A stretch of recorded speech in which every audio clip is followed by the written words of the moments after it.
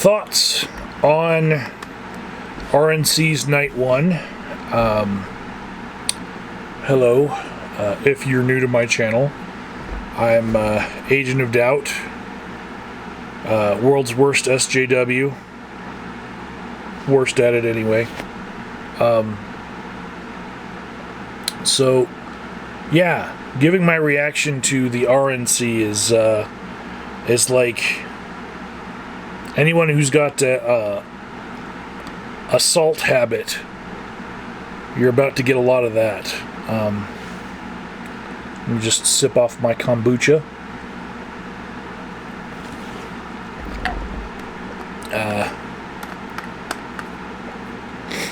So to begin with, being a delegate, having been a delegate for both parties,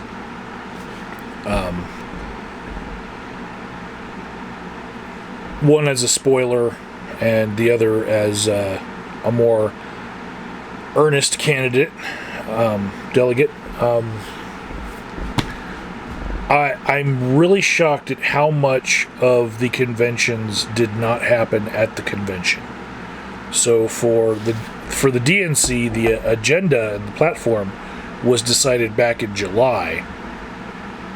And for the RNC, they did all of the procedural stuff on day one, and they like closed it all out. And basically the rest is just a TV show.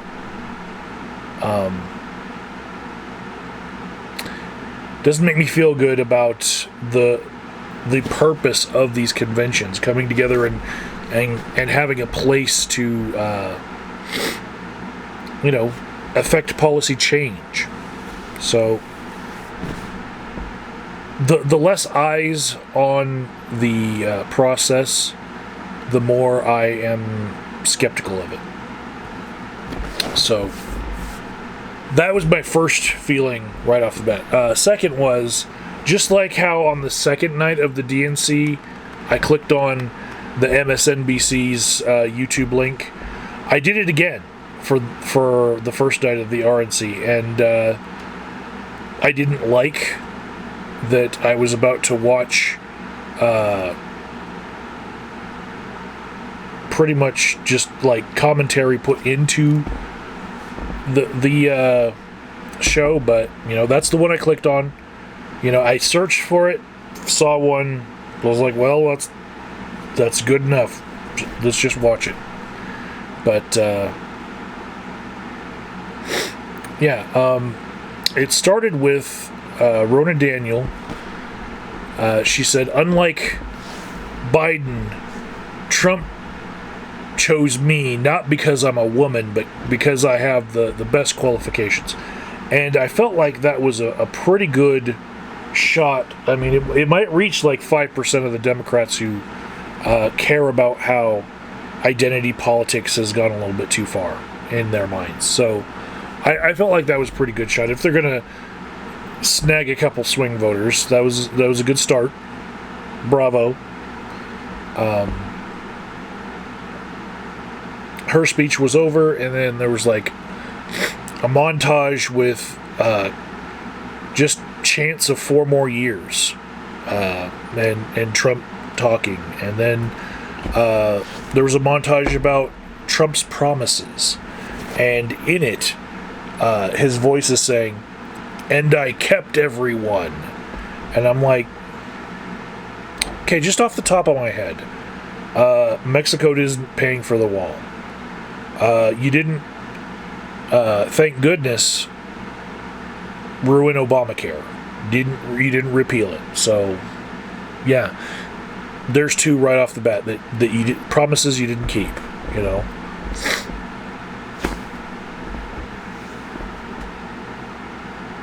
I mean, we almost had war with Iran if it weren't for the coronavirus. That would be another promise that he didn't keep, because he's like, no wars all over the globe. That was what he ran on. So, that kind of triggered me a little bit. It's like, the RNC was like, watching Night 1 was like, Hitler said, tell a great big lie, if you're going to tell a lie. And it's like they were trying to tell the biggest of lies. So the next person that came out was a registered nurse who was a emergency COVID nurse. She went up to New York from whatever podunk state she's from, and her name was Amy Ford. She thinks that Trump recognized the threat of the virus in time and that he made good policy decisions and that he saved a lot of lives, even though we lead the world in cases and in deaths, and it didn't have to be this bad. Here's a nurse saying that he did really well, and I was like, what the hell? Especially like a COVID nurse thinking that he did good at this. I mean, she had to have seen thousands of people die during her time as a nurse in New York, so I'm like, that's just, I don't know. Triggered? Yes. Yes, I was. She also said that telehealth is now an option because of Donald Trump. And this is true for Medicaid and Medicare, that the administration can make some decisions about that. But actually, some of that decision is out of their hands because it has to do with what insurance companies will allow for reimbursement. And telehealth is now an option in my state of Colorado. That's actually how I make my living right now.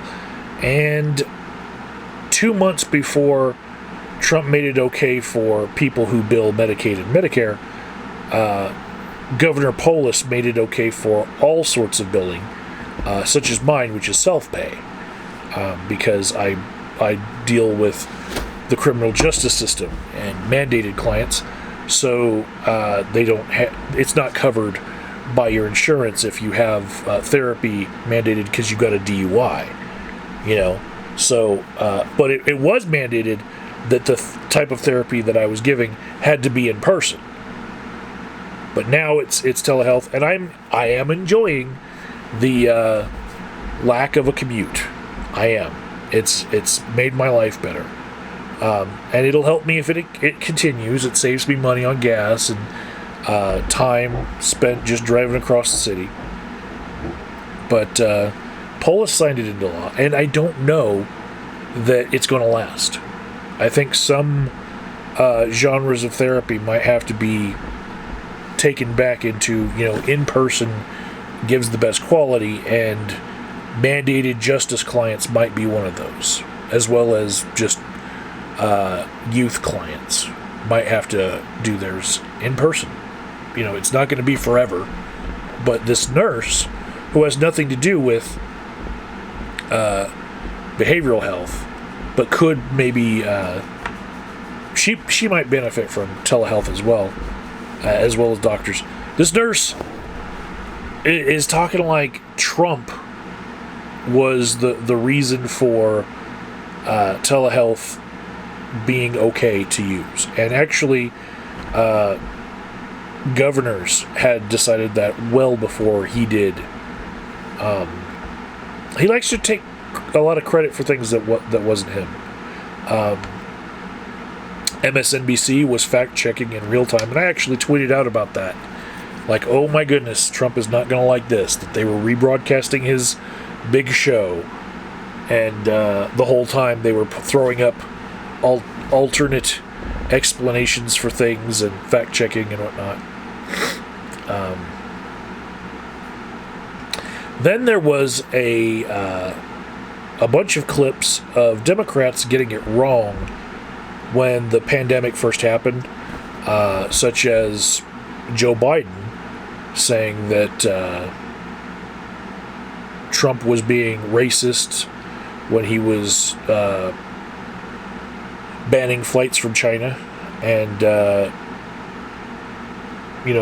somewhere like 40,000 people still somehow were allowed to come here from China since the ban was enacted, and the people in New York were actually getting hit from a strain of the virus that was coming from Europe, which Trump actually ignored for a while, but whatever. Some of it was probably racism, but either way, I think Trump was actually too late with that travel ban and too late to react to the cases that were in our country so that we could, maybe follow them with contact tracing and keep it, keep the numbers down like other countries were able to do with less technology and less wealth than we have. There were a bunch of clips giving Trump for credit for things that he did not do good for, but just basically anything good that's come out of this, they were giving Trump credit for. And there were a couple clips of Democrats who were praising Trump, which is fair play because the Democrats had Republicans praising Biden on their show. So, tit for tat. I get it. They didn't have as many, but, they did the same tactic to the other side. Okay. Trump did call it the China virus more than a couple times in this show. Right? And by the nomenclature rules that the World Health Organization has adopted, this is now wrong to do, to name a virus after its supposed point of origin. It does follow with just about every other virus in decades and centuries past, but now we don't put a geographic location or a race to a virus. That's not politically correct anymore.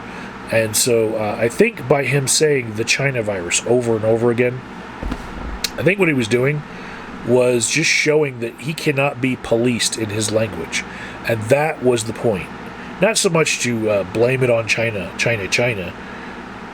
It's also to show that he will not be bullied by people who police speech.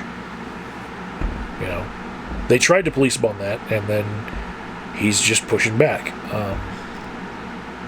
Then there was a segment where Trump himself was talking to a bunch of medical workers and law enforcement, one of which is from my neck of the woods. She was, I think, from Englewood or Lakewood.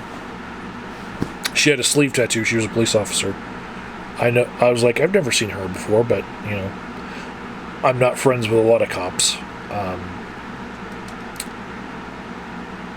Anyways, they all supported him, and he made a quip about hydroxychloroquine and what they did to that. And I was like, my goodness, all of these healthcare workers, when they get back to their home state, they need to have the state licensing body review their beliefs about medicine. Like, seriously. I'm all about free speech, but if you're giving out false medical advice or standing right next to somebody who does, and you don't say anything, and it's going to go out to millions of people, you need to have your medical license reviewed.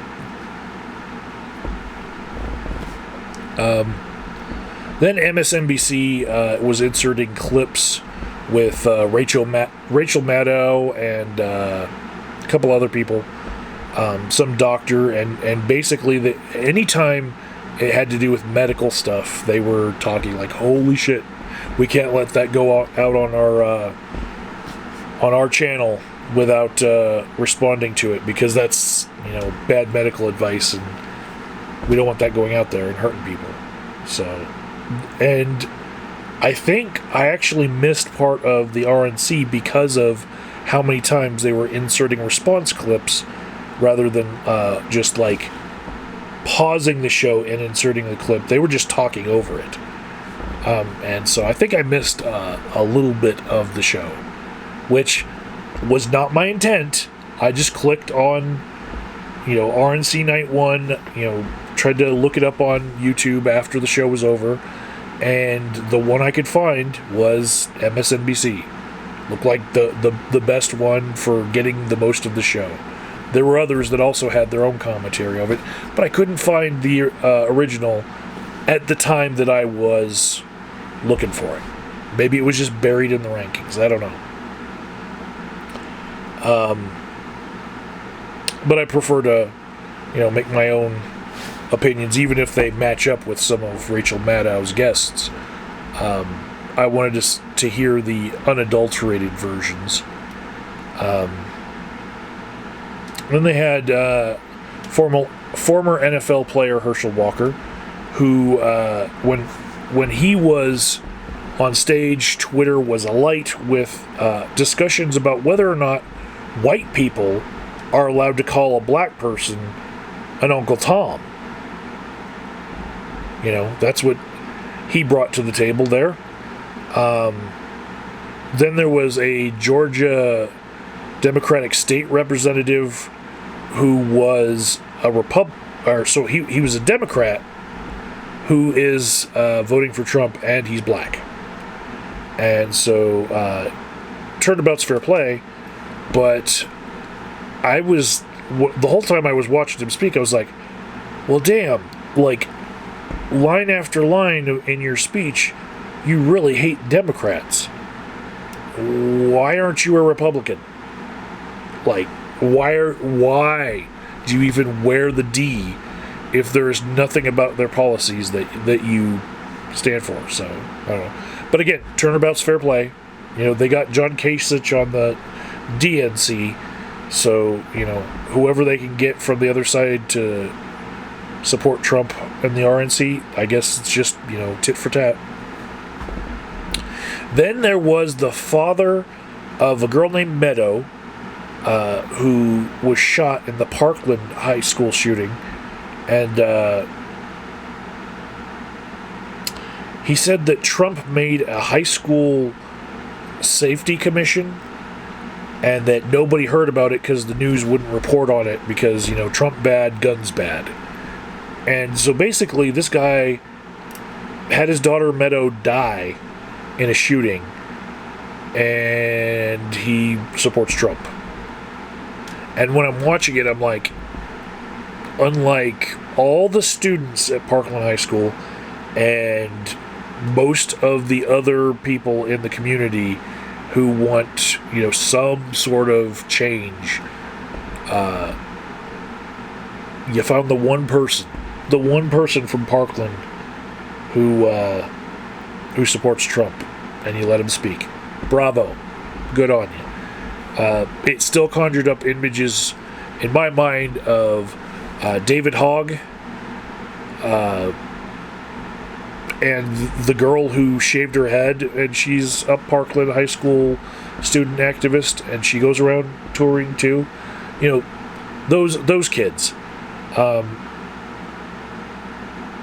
It's not like this guy was speaking for everyone in Parkland, or even most people in Parkland. He's pretty alone in his beliefs that Trump is the guy that's going to stop school shootings.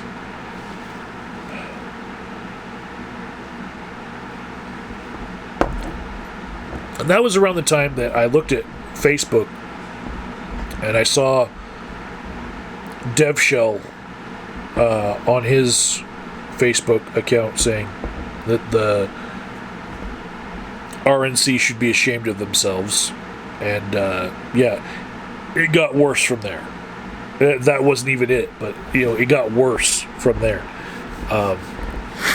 Then they had the McCloskeys, who are the couple that defended their home with guns from protesters in St. Louis who were walking by their front yard, and they're now charged with felonies. They were allowed to speak, and I was just like, wow, how tone deaf can you be? Like, seriously. I don't know, is that going to go over well, that you have people who later get convicted with felonies for what they did speaking? I mean, people that, like, in the little fact check insert that Rachel Maddow did right after they spoke, she's talking about how they owe taxes and that they are sue-happy people who sue everyone, you know, and just talking about their real character. And I'm like, when that gets found out about these people, and that you let them speak at your convention, what's that say about you? I mean, to just not know that, like, the memes that came from that family, how they were, you know, photoshopped to look like the Joker and Harley Quinn, you know, and that was a great week for memes. So then there was Congressman Scalise from Louisiana, and he talked about outsourcing jobs and how Biden would do that. And I was like, motherfucker, MAGA hats are made in China. So are the CAG hats, the Keep America Great, made in China, or China. He said that we had the strongest economy our country has ever seen, and I was like, not for regular people, you know. The graph of rich people's feelings that is mostly carried by 5 top tech stocks, that is the Dow Jones Industrial Average, continues to climb. Yes, but it's not a real strong economy for most people. And at this point, they were just outright lying about unemployment a couple times, and MSNBC were quick to correct them on that. Then this guy named Sean Parnell, he's a vet who's running for office. He was talking about how the Democratic Party has become the party of Hollywood elites and college professors. And I was like, okay, I'll give you the Hollywood elites might be a bad thing, you know. Actors, what do they know, right? But when you're actively railing against a party being associated with college professors, you're basically campaigning against educated people.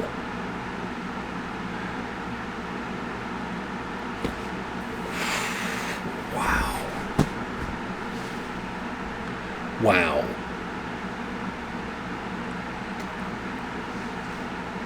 The good thing that Sean Parnell did say was that the Republican Party was open to people, and he said it doesn't matter who you love, you're welcome here, which is basically a nod to, you know, LGBT people, saying, hey, we're going to stop hating on you. Which, if that's part of their party stances, I'm happy they're adopting that, and almost openly. They're just kind of like hinting at it, you know. And they do have the log cabin Republicans, but and I've seen those for years. But they're finally just saying, you know what, you know, we're going to stop hating on the gays. Doesn't matter who you love. That's how we'll put it. You know, we're not going to say that we're going to stop hating on the gays. We'll just say, doesn't matter who you love. You know, and you know, it's a family show. They don't need to be talking about, you know, tab A goes into slot B. Just, you know, leave it at that.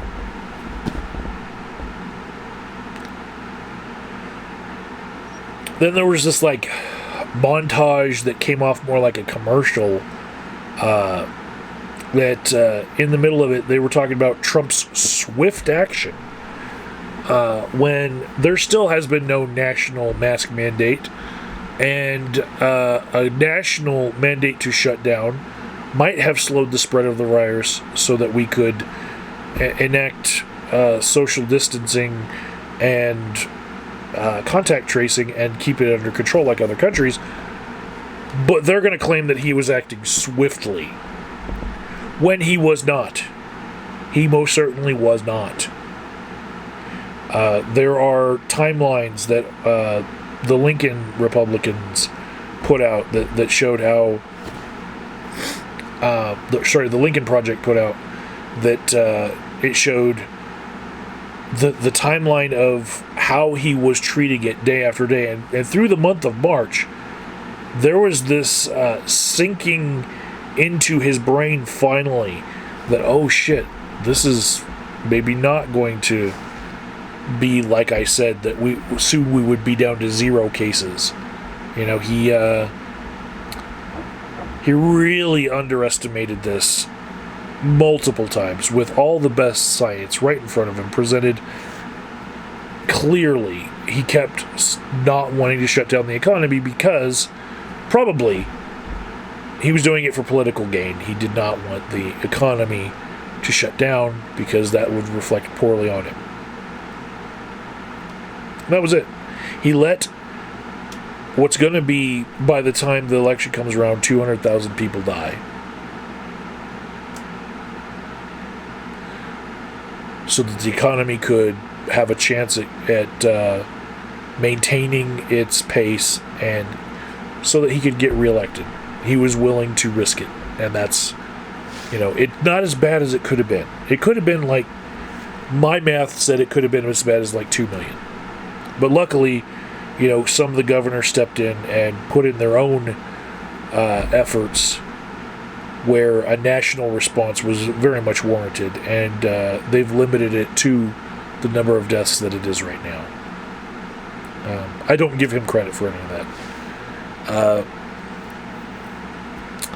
He also said that Democrats want to keep businesses closed. That's what it said in that montage. And I'm like, I've got shelves of my own canvases that I cannot sell at an art show because there are no art shows, right? I do want things to reopen to where we can finally do the things that we enjoy. There are no concerts. There is no music for the masses. There's no bars open, which as an addiction counselor, I've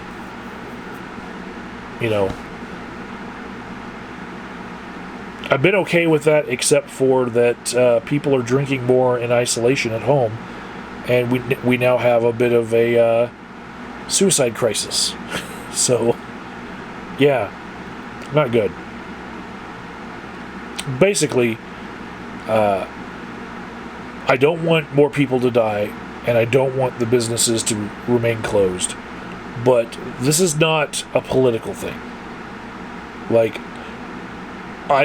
what I see them insinuating is that the Democrats want all the businesses to stay shut through the election because it will gain them points politically. And what I'm telling you is, once they win,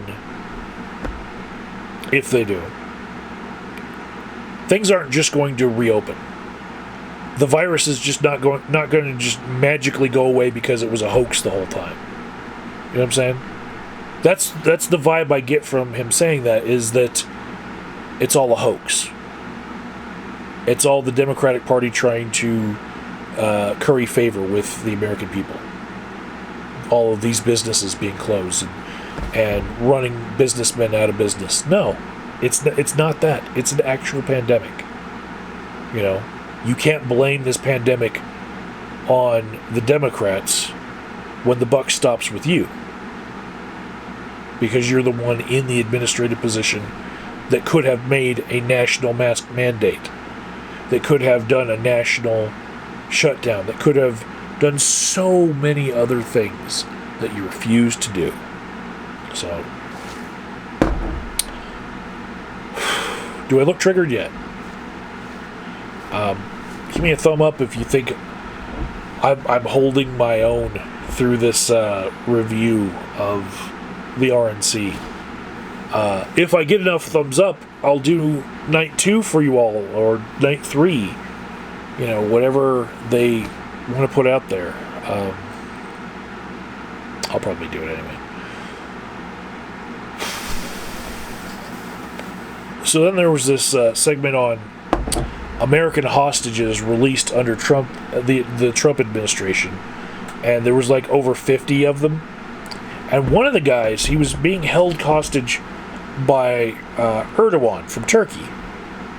And Erdogan is one tough son of a bitch. If you've seen like the last week tonight bit about Erdogan where he has his like big cats, this guy is no joke. He's kind of like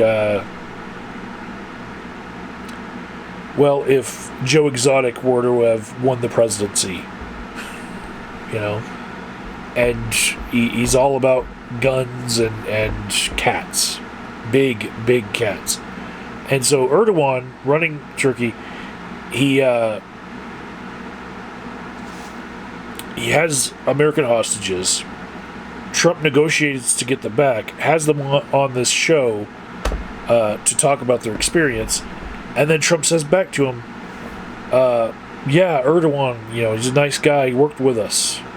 I'm like, you're talking about the guy who held them hostage, calling him, I'm like, wow, how fucking tone deaf to not read the room on that one. Jesus. But it's like the hostages from India. Oh yeah, the Indian government worked well with us. They worked with us. Like, he doesn't want any negative press to come out from the RNC to these other world powers to piss them off. So even though he's trying to tell you, the viewer in America, that we got all these hostages back, he doesn't want the other countries to think that he's dissing them. I'm like, oh my God, that's a lot to juggle.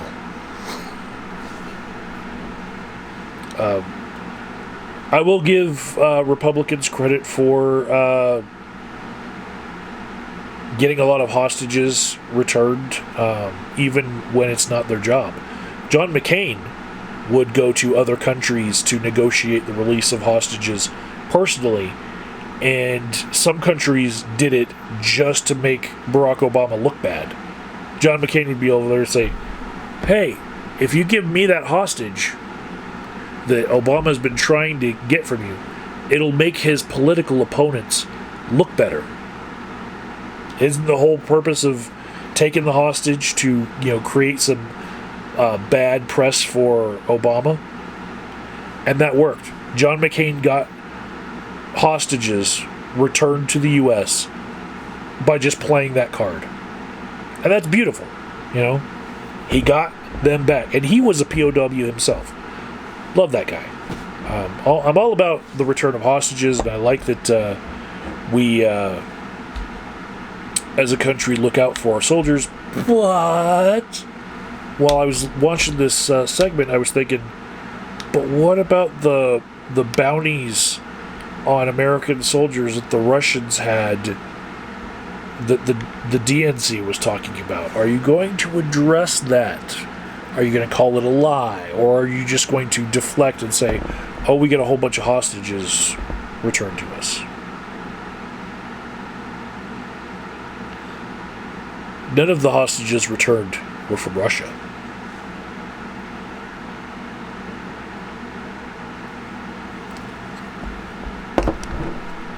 So, next there was this guy named Maximo Alvarez, who fled Cuba. And this is interesting because in an earlier video on my channel, I said that Trump hasn't called Biden beholden to the Catholic Church yet. Right? I said, well, we still have 2 months left. This is where it happened. So, Maximo said that Trump is a successful businessman, where no, he fucking isn't. He's had so many failed businesses. That's well known. But he said the other guy is only concerned with power. I was like, oh my God. At best, pot kettle black, right? But at worst, projection much.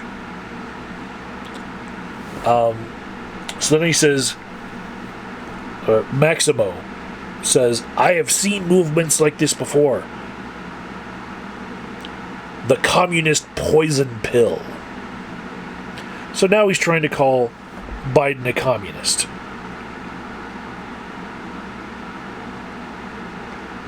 Of all of the Democratic field, he was the least communist. You know, I would say maybe Kamala is 10-20%, you know, as far as like the actual policies that she would endorse, but you know, even Medicare for all, she was for it until she wasn't, you know. He also said, Maximo said, Fidel was asked if he was a communist, and he lied, and he said he was a Roman Catholic. And that was the direct shot at Biden's being Catholic. That Catholics, I guess, can now hide communists. You can hide your communism behind Roman Catholicism because Fidel Castro did. And that was a lot to take in, you know. But at least for Maximo, I felt like he was genuine. You know, of all the people in the entire RNC show on night one, the one guy who I thought actually believed the shit that was coming out of his mouth, I think, was Maximo Alvarez from Cuba. I believe him. I believe that's exactly what he believes.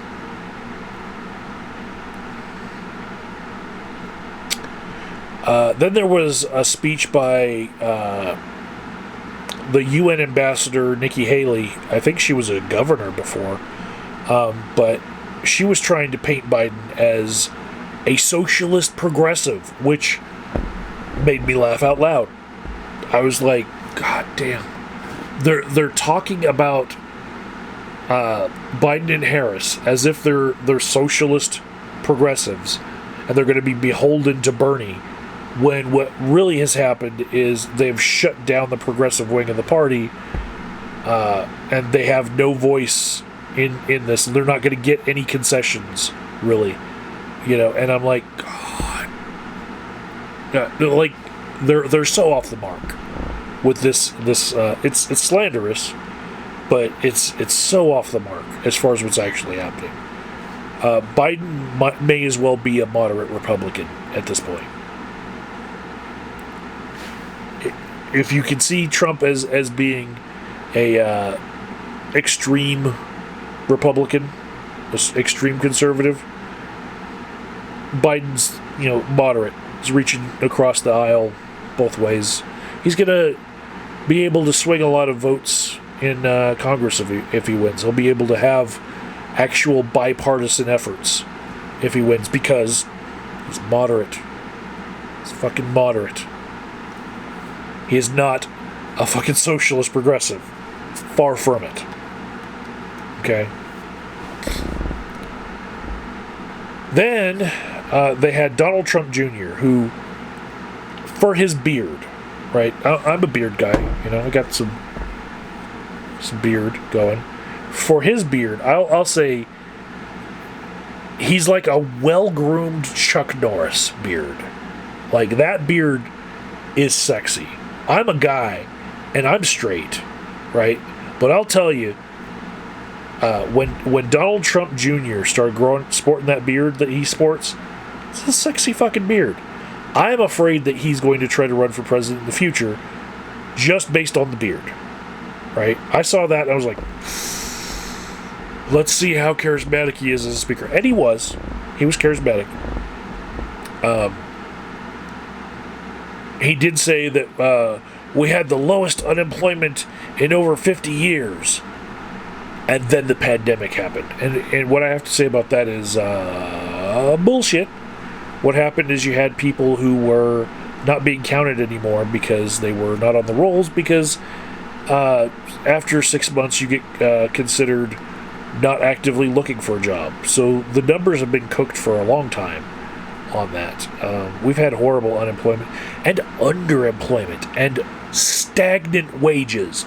Fucking stagnant wages. That's my biggest gripe politically about anything, is that our economy has had stagnant wages for way too long.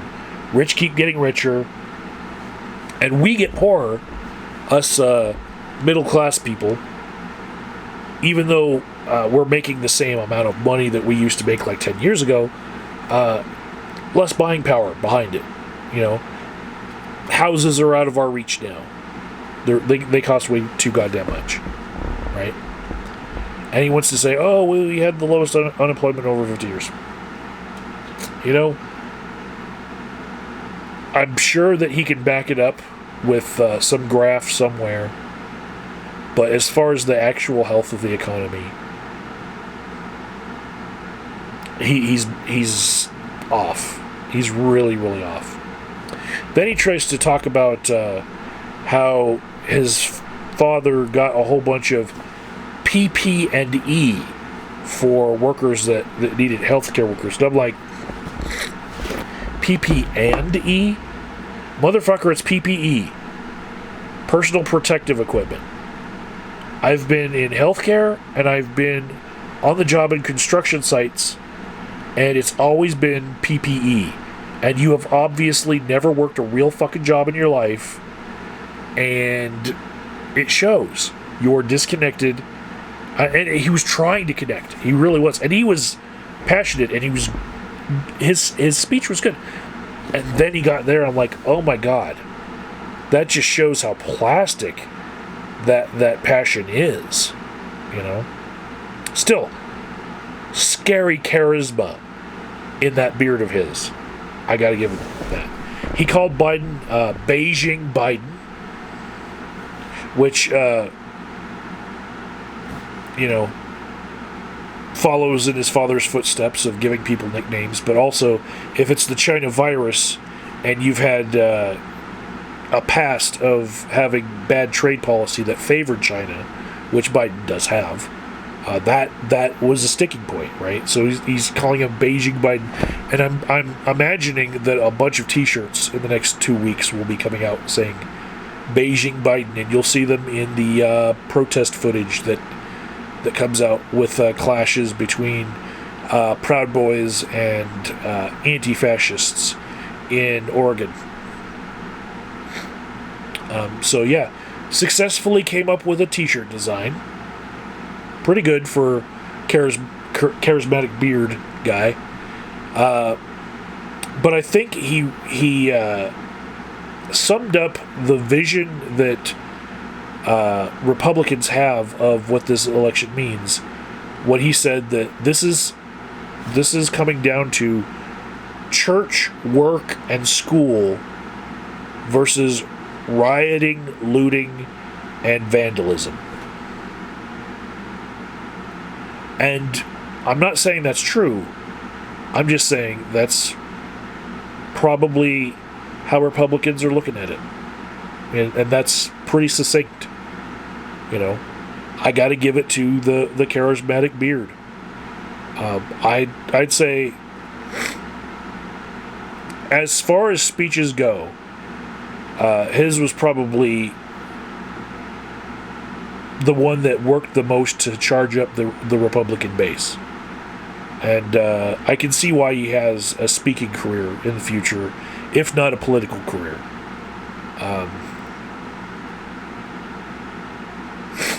Then there was these twins that followed his speech in this. It was a segment about like self-accountability and how they were making it. It was a real puff piece. I don't really know why it was there, because it didn't really fit like the the climb in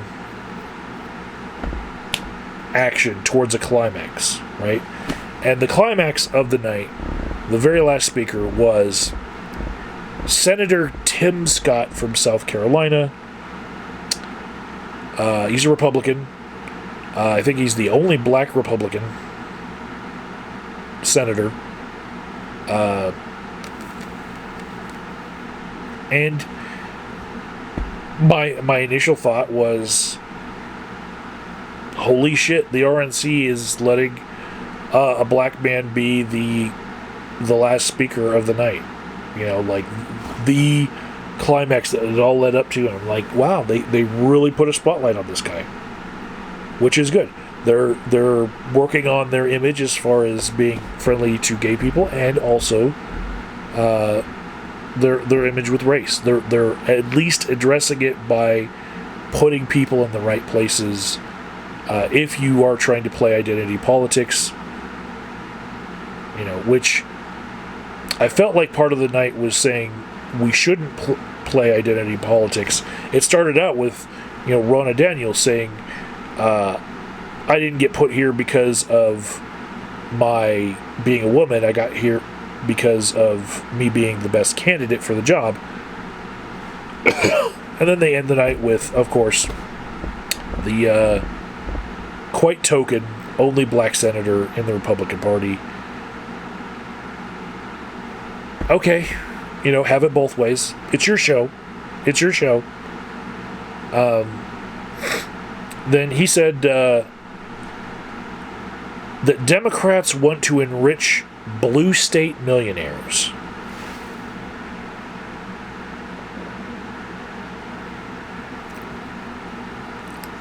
So, I saw where the funds for the relief funds went. The trillions, where not even most of it went to the actual people, and a lot of it was, you know, corporate bailout. I saw that. And so when Senator Tim Scott's saying that Democrats want to enrich blue state millionaires, when the Republicans in this convention are taking credit for the relief funds, I'm like, well, there's a whole bunch of millionaires getting richer off the relief funds right there, when it should have been going to the little guy. You know, we should have had 2 or 3 $1,200 checks, not just one, for the amount of stimulus that they passed, the amount of emergency funding that they passed. But no, it went to protect rich people's riches. But that's not the way that Senator Tim Scott from South Carolina sees this.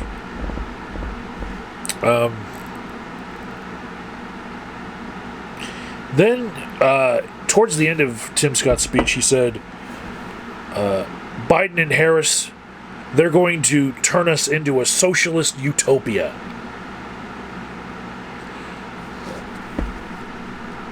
First of all, I don't believe they have the ability nor the desire to be a socialist utopia, Biden and Harris. That's not in their politics. But I actually had to tweet this out at Senator Scott. He probably meant dystopia, not utopia. Because if they were turning us into a socialist utopia, that would be the good thing. Like that's a world that you'd want to live in. It just so happens to be socialist. If it's a dystopia, then it's a bad world that socialism leads to. So yeah, words matter.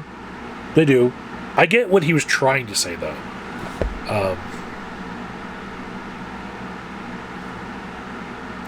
That was night one. I thought it was very reaching in its shoot for a big lie. You know, I felt very assaulted the whole time I was watching it.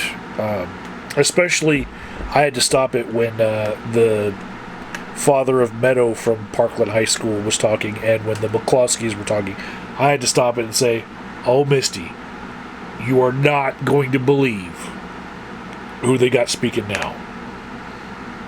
You know, so yeah, I guess tonight is night 2, and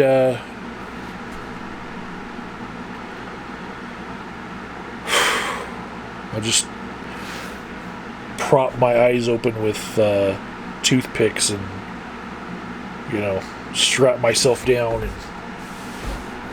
put myself through that. See how I come out in the end. Talk to you guys later.